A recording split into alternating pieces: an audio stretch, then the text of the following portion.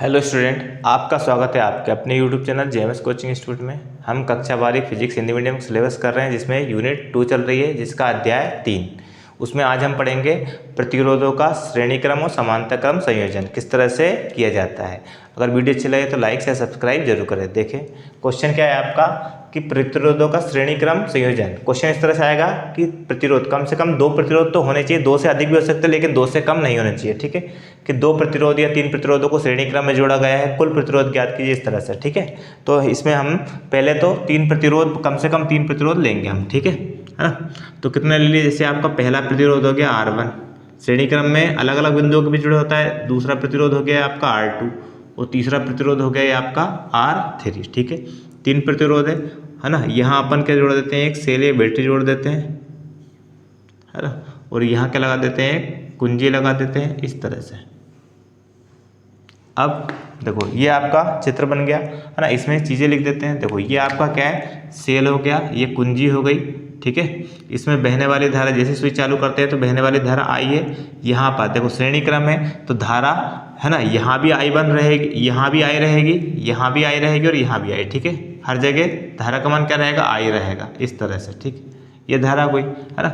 लेकिन ये पहला प्रतिरोध क्या था आपका R1, दूसरा क्या था R2 और तीसरा क्या था R3। ठीक है, R3 है ना। ये तो जैसे धारा प्रवाह, जैसे स्विच चालू करते हैं तो तीनों प्रतिरोधों के बीच विभवांतर अलग अलग होगा। जैसे इसके सिरों के मध्य विभवांतर क्या होगा, V1, इसके सिरों के मध्य विभवांतर कितना होगा, V2, और इसके सिरों के मध्य विभवांतर कितना होगा, V3। क्यों?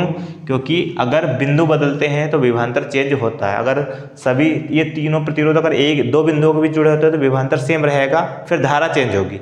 लेकिन यहाँ आपकी धारा सेम रहेगी श्रेणी क्रम में और विभवांतर चेंज होगा। ठीक है, तो वो हमने थोड़ा शुरुआत में लिख दिया है कि 3 प्रतिरोध है R1, R2 और R3, कौन से क्रम में, श्रेणी क्रम में जोड़े गए हैं, है ना। इसमें धारा आप क्या प्रवाहित कर रहे हैं, अपन I प्रवाहित कर रहे हैं, तो इसका विभवांतर कितना हो जाता है, V1, V2 और V3। इनका विभवांतर V1, V2 और V3 हो जाता है। ठीक है, अब हम आगे बढ़ते हैं। तो इसमें जो चेंज हो रहा है, देखो प्रतिरोध तो 3 है लेकिन चेंज क्या हो रहा है, धारा और विभवांतर में जो चेंज होगा उससे आपका सवाल आगे सोल्व होगा।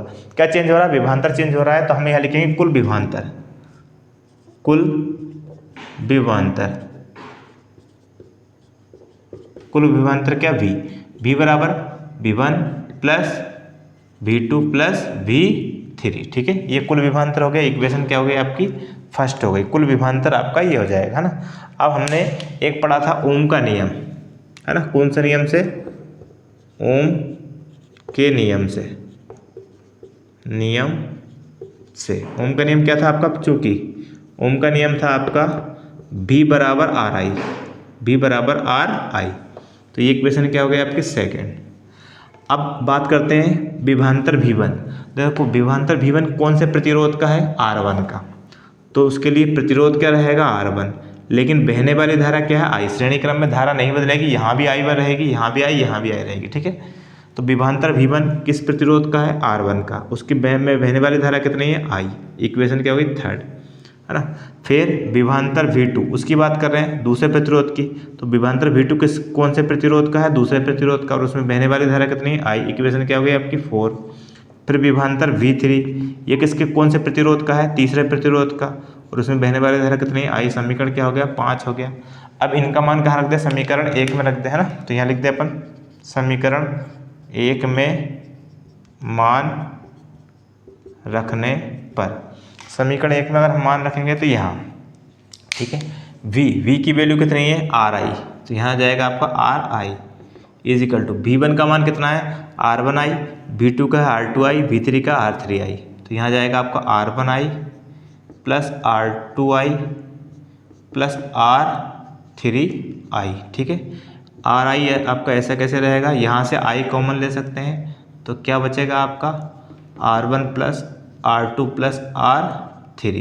ठीक है, I से I कैंसिल, ये गुणा से भाग में चला जाएगा तो कैंसिल हो जाएगा, तो क्या बचेगा R बराबर R1 plus R2 plus R3। ठीक है, ये आपका 3 प्रतिरोधों के लिए व्यंजक आ गया, और इसका प्रतिरोध इसलिए इसका मात्रक क्या होगा, ओम होगा, क्या होगा, ओम होगा। ठीक है, ये तो 3 के लिए हो गया। यहीं अगर आपसे बोल देते n प्रतिरोधों के लिए ज्ञात कीजिए, कितने के लिए, n प्रतिरोध के लिए, है ना, तो यहाँ लिख देते हैं अपन n प्रतिरोधों के लिए n प्रतिरोधों के लिए भी पूछ सकते हैं, ठीक है। तो n के लिए क्या हो जाएगा, देखो समझना, आपको क्लियर हो जाएगा। R इज इक्वल टू यहाँ R1 प्लस R2 प्लस ये चलता जाएगा, ठीक है, प्लस यह R लास्ट में देखो 1 2 3 ये नंबर में बढ़ रहा है तो इसको क्या लिख सकते हैं, n लिख सकते हैं, ठीक है। n का मान अगर जैसे 10 प्रतिरोध होंगे तो R 10 तक जाएगा, 20 होंगे तो R 20 तक जाएगा, 30 होंगे तो R 30 तक जाएगा। इस तरह से आपका n प्रतिरोधों के लिए ये आपका व्यंजक हो गया n प्रतिरोधों के लिए, ठीक है ना। इस तरह से ओम हो गया, ओम को इस तरह से बनाते हैं। और अगर हमें n प्रतिरोधों के लिए पूछा जाएगा तो बीच में यहाँ आप क्या कर सकते हो, डेश डेश डेश डेश कर देना ताकि n प्रतिरोधों के लिए हो जाएगा और लास्ट में लिख देना Rn, ठीक है। अब अगला आपका समांतर क्रम वाला और वो देखते हैं।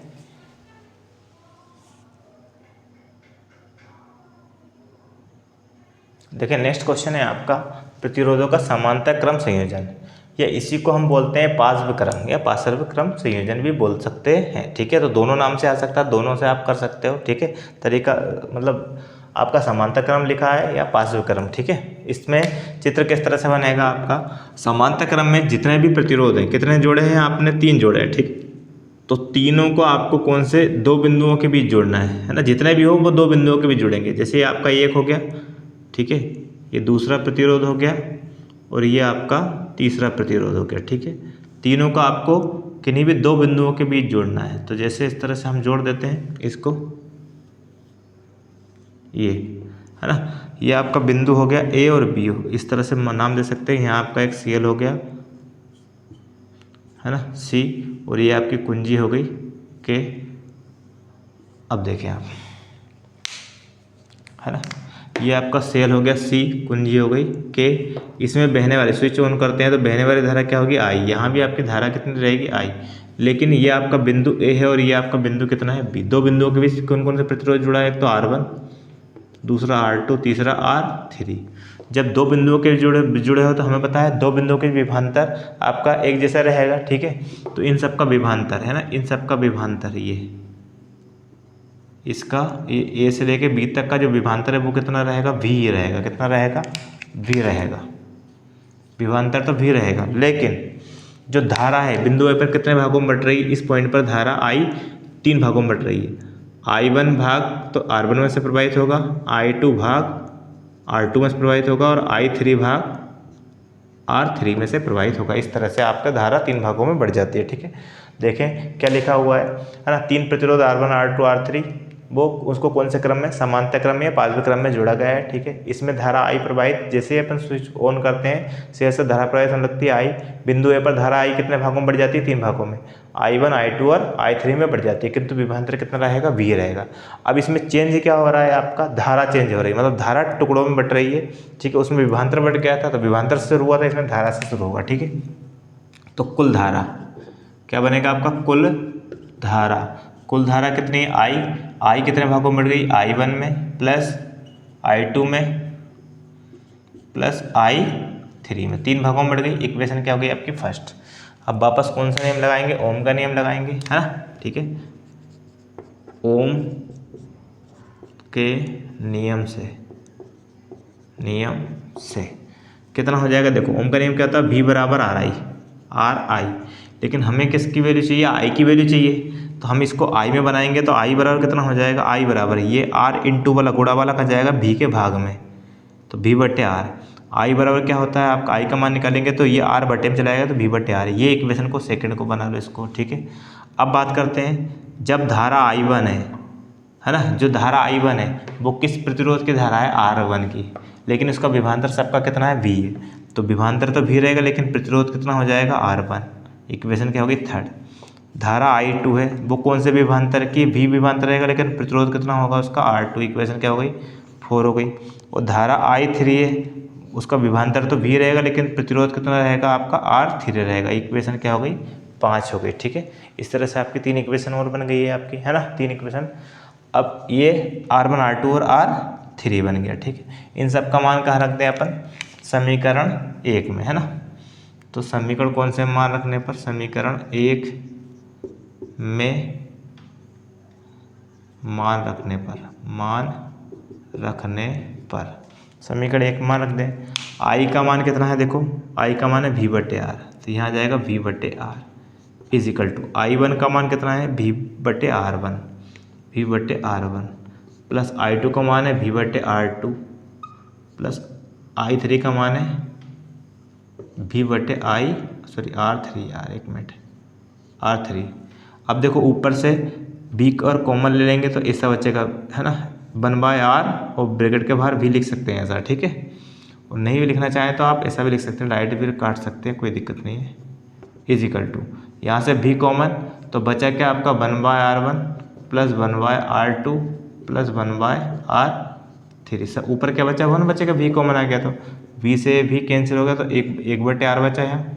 इज इक्वल टू यहाँ बचेगा 1/R1 plus 1/R2 plus 1/R3। इस तरह से ये आपका 3 प्रतिरोधों के लिए व्यंजक हो गया, ठीक है ना। ये ओम लिखा हुआ है ना, क्या लिखा हुआ है, ओम। अब बात करते हैं अगर प्रतिरोधों को क्या लिखा है, N प्रतिरोधों के लिए, है ना, ऐसा भी पूछ सकते हैं। N प्रतिरोधों के लिए, प्रतिरोधों